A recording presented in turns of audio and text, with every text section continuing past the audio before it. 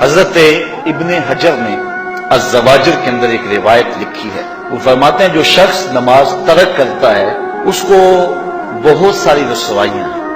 وہ کہتے ہیں پہلی بات تو یہ ہے کہ اس کی عمر میں برکت اٹھا لی جاتی ہے، دوسری بات اس کے چہرے سے صالحین کا نور اتار لیا جاتا ہے، تیسری بات وہ کوئی بھی عمل کرے اس کا ثواب نہیں ملتا اسے، چوتھی سزا دنیا پر اس کو یہ ملتی ہے اس کی دعائیں قبول نہیں ہوتی، اور پانچویں سزا اس کے لیے یہ ہے کہ اس کے لیے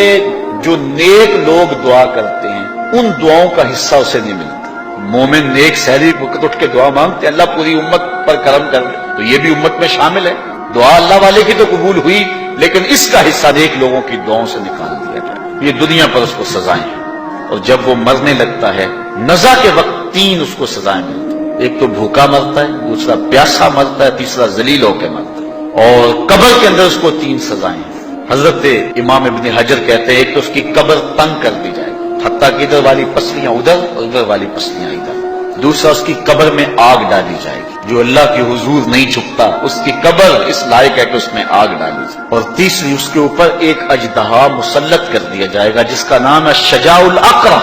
اور جب وہ ڈنگ مارے گا تو 70 گز تک وہ شخص زمین میں دنس جائے گا اور وہ مسلسل یہ ڈنگ مارتا رہے گا، اور کہا کہ تین سزائیں اس کو حشر میں پہنچیں گی، ایک تو اس کا حساب سختی سے لیا جائے گا، دوسرا اللہ تعالیٰ جل شانہ اپنے قہر و غضب کا اس پہ اظہار کرے گا، اور تیسری اس کو سزا یہ دی جائے گی کہ اس کو جہنم میں ڈال دیا جائے گا۔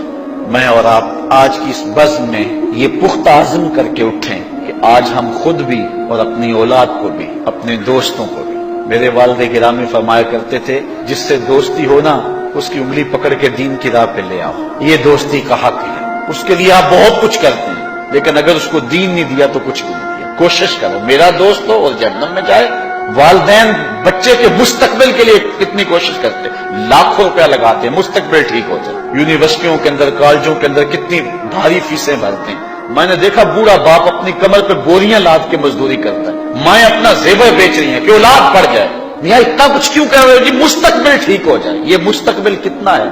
20-25 سال کا، اور جو اصل مستقبل ہے اس کی فکر ہی نہیں کسی، اصل مستقبل تو وہ ہے۔ اللہ اکبر،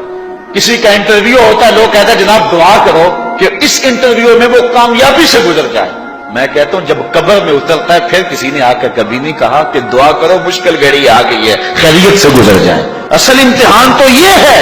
اگر اس امتحان سے گزر گیا تو کامیابی اور بامرادی۔ یہ تھوڑا سا مستقبل دنیا کا، اس کے لیے ہم کتنے پیسے لگا دیتے ہیں، سب کچھ اولاد کو آتا ہے، ہر شے فر پڑھتے اور بولتے ہیں، دعائے قنوت بھی نہیں آتی ہوتی، تو ہم اپنی اولاد کے لیے دین کا تحفہ اس کو کبھی نہ چھوڑیں۔ اچھا بعض والدین کی ایک سستی ہے، وہ آتے ہیں جناب تعویذ کر دو ہماری اولاد نماز نہیں پڑھتی، کہتے ہیں جی ہماری تو چلو گزر گئی، ہم تو نہیں پڑھتے یہ تو پڑھیں۔ میں کہتا ہوں یہ کیوں پڑھیں جب تم نہیں پڑھتے، تم مجھ سے تعویذ لینے آگے ہو جو تعویذ اللہ کے رسول نے تمہیں دیا تھا کہ 7 سال کے ہوں تو پکڑ کے انگلی مسجد کا راستہ دکھاؤ، 10 سال کے ہو جائیں تو مار کے پڑھاؤ، ان کے سینے میں اللہ کا خوف داخل کرو، ان کو قرآن کی تلاوت سکھاؤ۔ علموا اولادکم 3 خصال، اپنی اولاد کو 3 چیزیں سکھاؤ، حب نبیکم، ایک اپنے نبی کا پیار سکھاؤ، وحب اہل بیت ہی، رسول اللہ کے اہل بیت کا پیار سکھاؤ، وتلاوت القرآن، اور قرآن کا پڑھنا سکھاؤ۔ چھین لو سیڑھیاں ان کے ہاتھوں سے گانے والی، چھین لو ان کے ہاتھوں سے ناول اور ان کے ہاتھ میں قرآن دے دو۔ کتنے خوش نصیب دن تھے، گلیوں سے گزرتے تھے گھروں سے قرآن کے پڑھنے کی آواز آتی تھی۔ اس ویڈیو کو شیئر ضرور کریں، ہو سکتا ہے آپ کے ایک شیئر سے یہ بات کسی کے دل میں اتر جائے۔